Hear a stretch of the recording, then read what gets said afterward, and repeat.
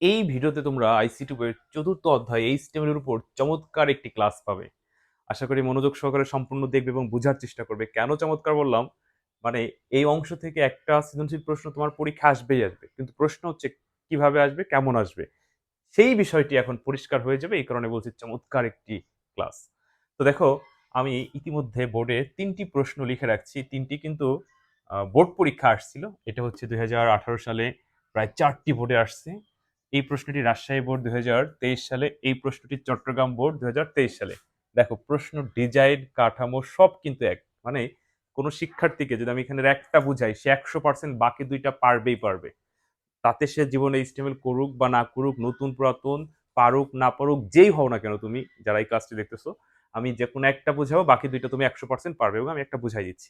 কিন্তু বিষয়টা সেটা না। বিষয়টা হচ্ছে ওই যে বলছিলাম চমৎকার একটি ক্লাস। এই যে যেই প্রশ্নগুলো দেখতে পাচ্ছ ২৩ সালের প্রশ্ন। ২৪ সালের প্রশ্ন আমি লিখি নেই, হয়তো পরবর্তী কোনো সময়ে আপলোড দিব এবং আজকে রাতে আমার প্রাইভেট ব্যাচের শিক্ষার্থীদের এই চতুর্থ অধ্যায়ের উপর ভিত্তি করে সাজেশন দিব। তো সেইখানে দেওয়া আছে।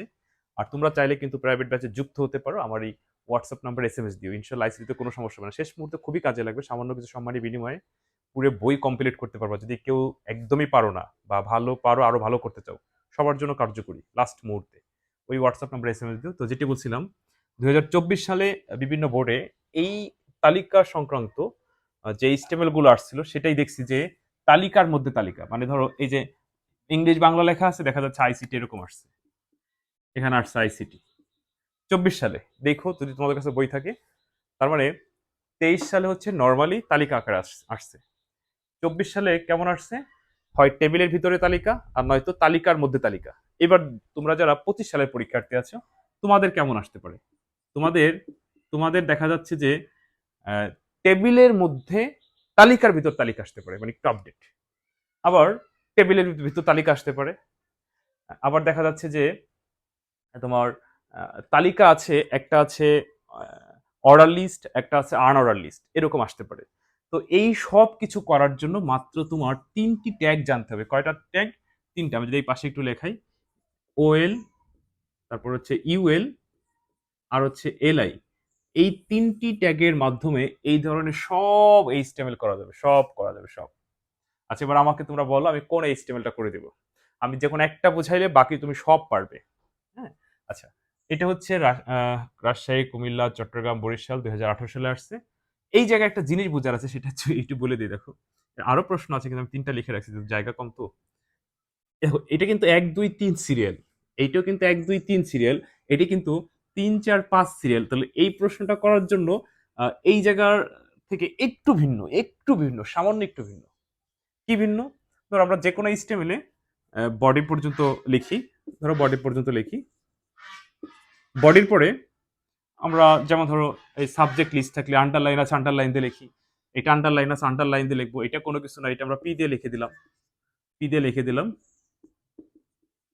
সাবজেক্ট, পি শেষ। কিন্তু তারপর যখন আমরা তালিকা তৈরি করি তখন আমরা কি লিখি জানো? লিখি হচ্ছে ওএল টাইপ। যদি এইটা লিখতাম তাহলে ওএল টাইপ সমান সমান ডাবল ব্রেকের ভিতরে অন দিতাম, হয়ে যাইতো। যদি এইটাও করতাম তাহলে ঠিক এরকম বডি ইউ, প্রোডাক্ট লিস্ট ইউ শেষ, ওএল টাইপ অন দিতাম, হয়ে যাইতো। কিন্তু এই জায়গা কিন্তু তুমি ওএল টাইপ অন দিতে পারবে না। আচ্ছা ঠিক আছে, এবার তুমি বলতে পারো স্যার তাহলে এখানে তো 3, 4, 5 আছে, তাহলে অন দিলেন না, ঠিক আছে তাই ৩ দেন না, এইটাও হবে না, এইটাও যৌক্তিক না।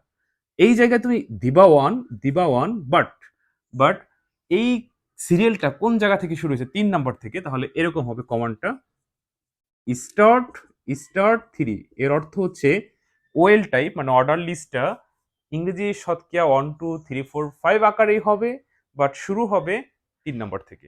আচ্ছা, এরপরে কি করবা? এরপরে এলআই শুরু, দেখে দেখে ইংলিশ, এলআই শেষ। আমি একটু মিশাই লিখতেছি, নিচে জায়গা কম তো। আচ্ছা, এরপরে আবার এলআই শুরু, মানে আমরা আর ৩, ৪, ৫ দিব না, অটোমেটিকলি কম্পিউটার নিয়ে নিবে। আচ্ছা, ৩, ৪, ৫ আর দিব না, খালি এলআই দিয়ে লিখে দিব বাংলা, এলআই শেষ। এরপর আবার এলআই শুরু, আইসিটি, এলআই শেষ। এরপর দেখো আমাদের আর কোনো তালিকা নাই, ওই যে ওএল শুরু হয়েছিল, এই ওএলটা শেষ।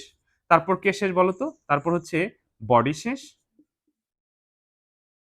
শেষ, তারপরে HTML শেষ, হয়ে গেল।